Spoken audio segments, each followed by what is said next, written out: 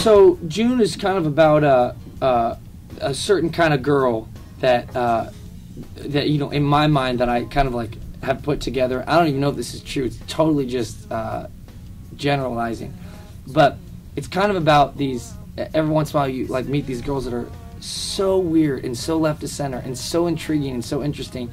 You're like, what's going on here? Like, what is all this about? And the kind of person that you probably would get in the most volatile, passionate fights about, but you'd also be like fascinated by and just like probably laugh your hardest with, And when I was recording some of this record, I was writing with two of the people that I was working with, Scott Cutler and Ann Previn, and I walked in the first day, and their secretary greeted me, and her name is June, and she's just like the funniest, like just she's just like very interesting person, And I thought, and so I like met her or whatever, and then I went in there, and they were like, oh, so I was kind of coming up with some ideas, and I was like, we should write a song about that receptionist.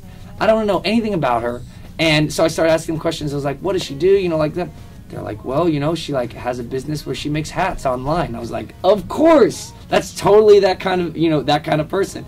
And so that song just came out of that. It's totally, and so and it was funny because as we're recording it, she's like, are you guys singing a song called June?